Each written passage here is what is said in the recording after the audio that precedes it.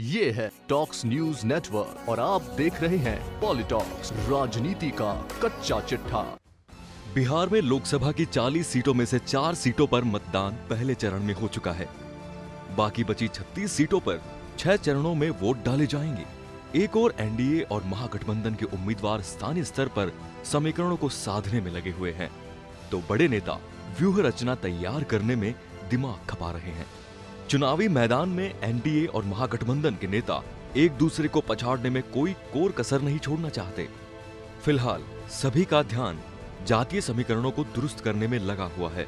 राजनीति के जानकारों की माने तो सत्ता की सूत्रधार बनने वाली जातियों को साधने की कोशिश में महागठबंधन और एनडीए दोनों को चुनौती का सामना करना पड़ रहा है।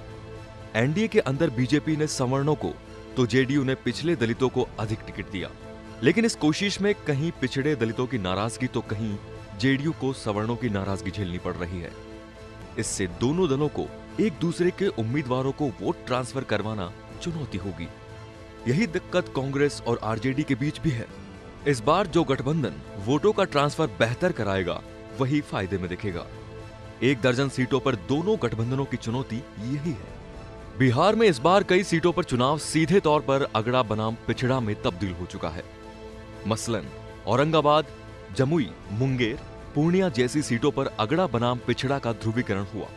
इसमें दोनों गठबंधनों को कहीं फायदा तो कहीं नुकसान उठाना पड़ रहा है। अगड़े बनाम पिछड़े की लड़ाई में लोकल नेताओं की मांग बढ़ गई है। 1 दर्जन से अधिक सीटों पर तो अगड़ा बनाम पिछड़ा की ऐसी सियासी गोलबंदी हुई कि उन सीटों पर कौन नेता प्रचार के लिए जाएंगे उसे भी नए सिरे से तय किया जा रहा है। एनडीए इस बार राज्य की सीटों पर स्थानीय मुद्दों को दरकिनार कर पूरी तरह मोदी के नाम पर चुनाव लड़ रहा है। बीजेपी के साथ साथ नीतीश कुमार की जेडीयू भी मैदान में मोदी लहर के भरोसे ही दिख रही है। स्थानीय स्तर पर एंटी इनकम्बेंसी को मोदी लहर से काटने की मंशा कहीं न कहीं सफल भी होती दिख रही है। इसका आभास आरजेडी की अगुवाई वाले गठबंधन को है। वे हर सीट पर मोदी नहीं मुद्दे पर आए का नारा देते दिख रहे हैं।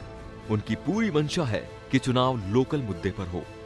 पहली बार बिहार की 40 लोकसभा सीटों पर गठबंधन और एनडीए के बीच सीधे मुकाबले में आधे दर्जन से अधिक सीटों पर बागी या तीसरा कोण खेल बनाने और बिगाड़ने की भूमिका में है। बेगूसराय में सीपीआई के कन्हैया हो या बांका में निर्दलीय के तौर पर खड़ी पुतुल देवी या मधेपुरा से पप्पू यादव, किशनगंज से अख्तरुल ईमान जैसे उम्मीदवार ये इन सीटों पर अपनी मजबूत मौजूदगी से चुनावी समीकरण को उलट देने की स्थिति में दिख रहे हैं। बिहार में माई फैक्टर के बाद इस बार महागठबंधन ने नया जातीय समीकरण का नारा दिया है। मुनिया मतलब मुस्लिम, निषाद और यादव। मुकेश साहनी की पार्टी को 3 सीटें देने के बाद इस बार महागठबंधन निषादों के वोट को साथ जोड़ने के लिए मुनिया के साथ का नारा दे रही है। राज्य की लगभग 1.5 दर्जन सीटों पर यह समीकरण सफल रहा तो नतीजे प्रभावित कर सकता है। ये देखना रोचक होगा कि एनडीए और महागठबंधन में से कौन बेहतर तरीके से जातीय समीकरणों को अपने पक्ष में करने में सफल होगा। जो इस रणनीति में आगे रहेगा, निश्चित रूप से जीत का सेहरा उसी के सिर पर सजेगा। फिलहाल तो एनडीए और महागठबंधन दोनों ही फतह हासिल करने का दावा कर रहे हैं, लेकिन तस्वीर तो नतीजे आने के बाद ही साफ होगी। पॉलिटॉक्स ब्यूरो, पटना। ये है टॉक्स न्यूज नेटवर्क और आप देख रहे हैं पॉलिटॉक्स, राजनीति का कच्चा चिट्ठा।